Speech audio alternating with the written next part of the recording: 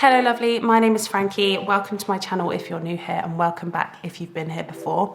Today we're going to be playing a little game of true and false. So you've probably heard that there's lots of myths and facts throughout pregnancy about pregnancy hair and postpartum hair.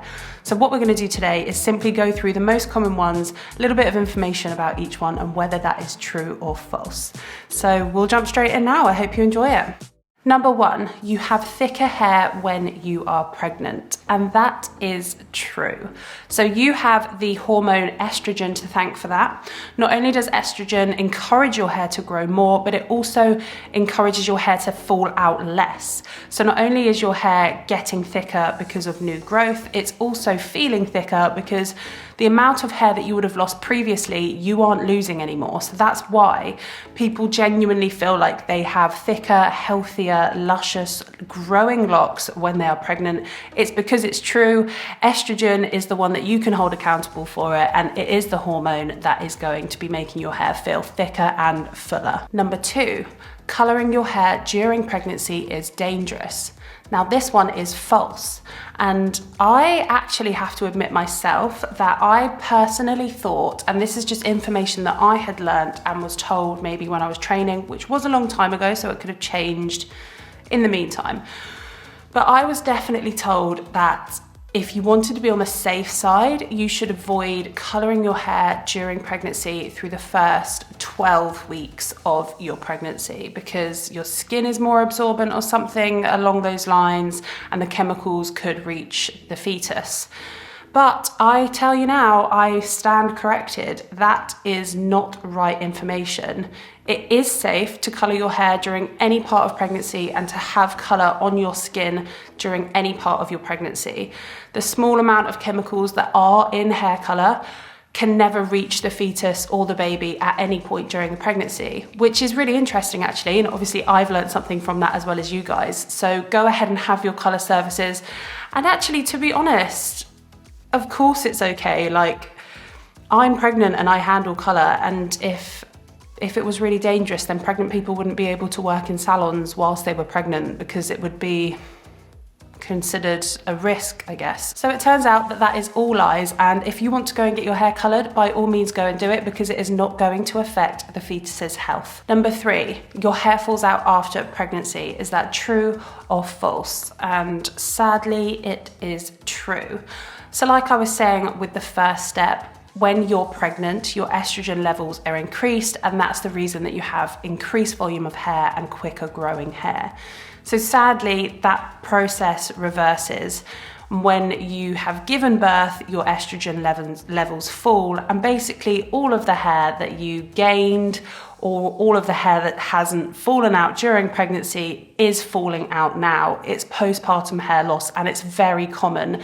Some people are really lucky and it doesn't affect them too much. Other people, it really affects them and they lose quite a lot of hair. With some people, postpartum hair loss will affect more than others. I've personally worked with clients that have continued to have really strong, healthy, luscious hair after giving birth, but I've also worked with people that have lost even more hair and have had less hair than when they were pre-pregnancy. So it can affect everyone differently. I think it just completely depends on your hormones and how your body processes estrogen and what kind of effect it has on you. So sadly, that is true. The hair that you gained during pregnancy, you probably will lose. Now, if I can give you one bit of advice, please try not to worry about it.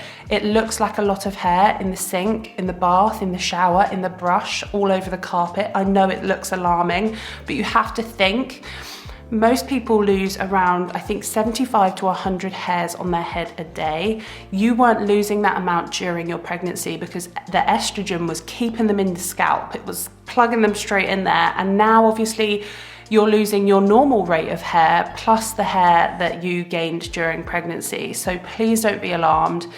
It is nothing to worry about. It is postpartum hair loss, and it should be back to normal once your hormones level and everything's good. If it's not, then definitely go to your GP. If you feel that you have lost more hair than what you used to pre-pregnancy, if your hair is thinner than pre-pregnancy, go to your doctor because it could be other problems. and issues. So I hope that helps. That's just a little bit of advice from me, but yes, sadly, you will lose. Postpartum hair loss is a real thing. Number 4, you should cut your hair after birth, and that is false. So I've seen online, and I've had this kind of conversation with a lot of clients in the past. They've asked me if it's better for them to have their hair cut because of postpartum hair loss, and will it reduce hair loss? The answer to that is no. You will lose as much hair as you're going to lose whether you've got long hair or short hair. Now, the benefits of having your hair cut could be that it's healthier, so there's less breakage at the ends. It can also boost morale and make you feel really good, so that's a bonus, which would maybe deflect from the hair loss.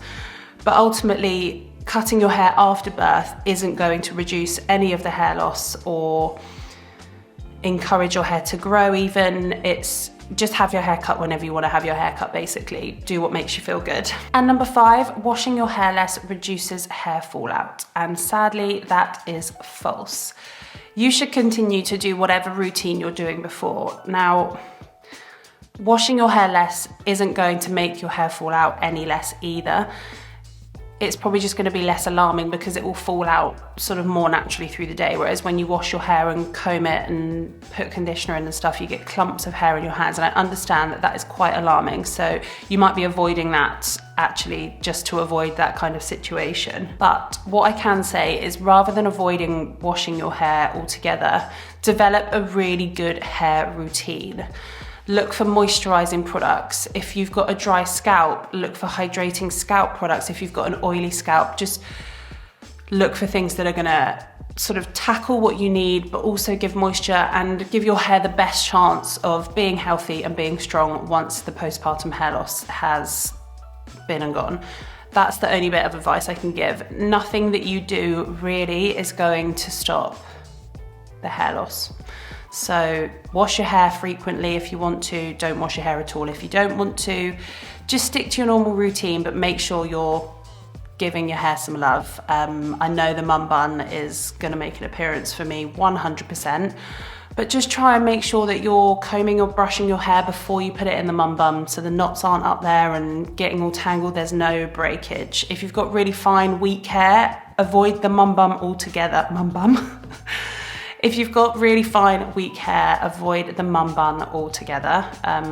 I've done a few videos about hairstyles that can cause breakage, and sadly, buns are bad for the hair. So if you're gonna put your hair up in a bun, just make sure you've got nice oils in it, it's really nicely brushed through, no knots, and it's all really smooth. You don't want like a bird's nest on top of your head.